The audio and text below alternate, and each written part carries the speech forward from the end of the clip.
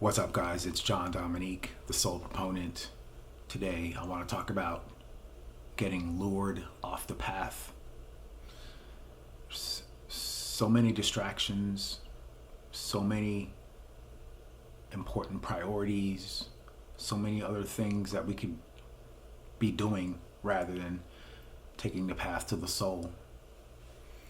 The path to the soul is 100% internal, it's inside of us.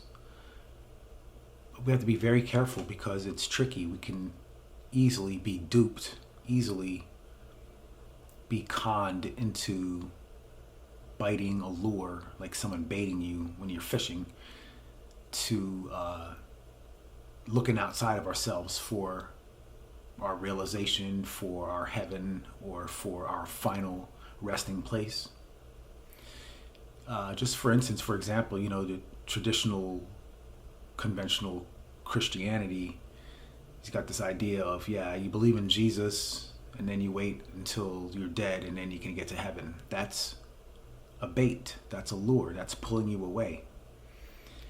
Because we're not going inside of us, first of all. We're going outside of us to get our self-worth, to get our value. We have to believe in Jesus. We have to do XYZ, accomplish XYZ, make sure these criteria are met, make sure the situation is fulfilled. And that's not the path. That's going outside of ourselves. It's luring us, it's baiting us, it's hooking us. And it's real easy to get tripped up on these hooks because that's what we've always known. We've grown accustomed. Like, one of the major unconscious reasons that we don't think about while we're so easily lured is because, as we're fetuses in a mother's womb, we have this umbilical cord, and this umbilical cord gives us everything. It gives us life, it gives us food, it gives us nutrients. It's our connection. And we're unconsciously, that need for connection, that feeding, that looking outside of ourselves is unconsciously embedded in our psyches. And we're always looking outside of ourselves. But the path is within. Anything that we look for outside of ourselves is not it. It's a lure. It's taking us away from the path. The path is 100% internal. And again, it gets tricky because a lot of times we're not even aware that we're looking outside of ourselves. We feel, for instance, a feeling of emptiness. We're trying to avoid feeling emptiness. So we try to find ways to fill that emptiness somehow. We read books, we go to a movie, talk to a friend, XYZ. That's all external. It's not going inside of ourselves. And the hard part about going inside of ourselves is that we're going to face more emptiness. We think it's going to make things worse. And it does at first. We're going to have to face our fears. We're going to have to face our desires. We're going to have to face our vices, face like all these compulsions that we have, and the ego identity, the sense of identity. It feels like there's no support. There's nothing there. There's a blackness. There's a hole. Nobody really wants to go into that hole, and that hole is internal. And we can experience this for ourselves. We walk the path. We can find this all out for ourselves. Because the more you walk the path, the more that support will be taken away from you, the more the identity will have nothing to hold on to. And look, I'm not saying that it's bad to hold on to things outside of ourselves. Like, for instance, if we have some child or children and one of our children is sick, and then, we use the expectation that our child will get well again, will be healed. We use that as a peace of mind, for a peace of mind. That's just one example of how we look outside of ourselves for external conditions and criteria to be met, in order to feel like some type of sense of satisfaction and safety. That's good. That's fine. There's nothing wrong with that. That's normal. But the problem is we end up depending on these circumstances, these expectations, these criteria to be met all the time. And when the reality hits and we can't actually control any of that, then we suffer.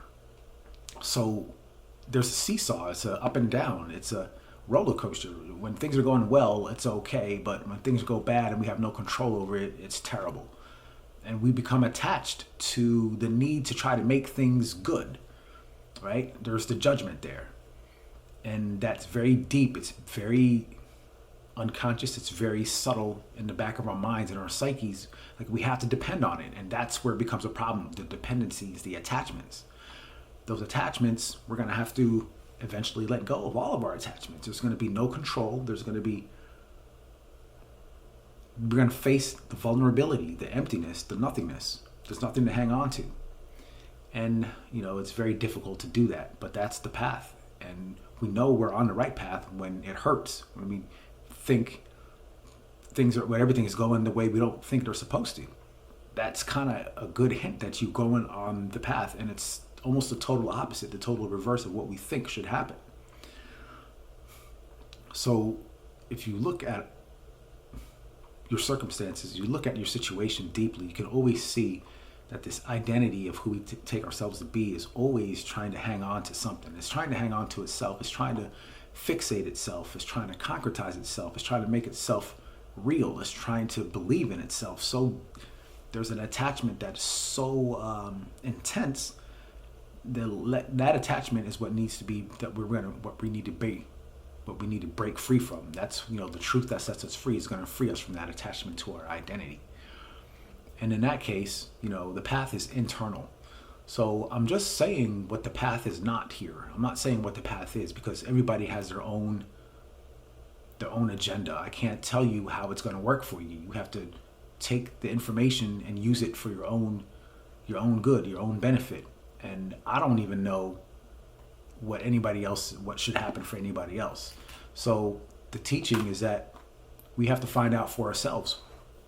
And it's internal, it's individual, it's custom to our own situation and our own life circumstances and our previous past history. And that's internal. Now, I can give you information, but you have to use that information. Here's the tools. I'm saying, here are the tools. You have to use that tool to go inside yourself and dig deep inside yourself for that path to have any type of effect. And it's difficult, it's dark, there's very little support, very little information of how the path works, but it's easy to be lured. It's easy to be taken away. It's easy to go off the path, because it's natural for the ego to look outside of itself for heaven or God, salvation, or whatever you want to call it, for its final resting place, for its sense of value. That's basically all we know. That's how we've been conditioned. Like, we think there's nothing left. If it's not that, then what else is left? And that's the point. We have to figure out there is nothing left. There's emptiness.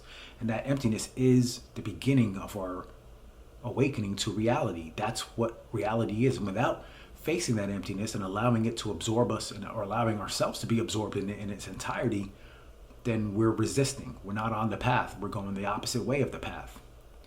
So that's my message today. It's easy to be lured to look outside of ourselves, because we've been accustomed, we've been conditioned, civilization has domesticated us to always look outside of ourselves for satisfaction, for fulfillment.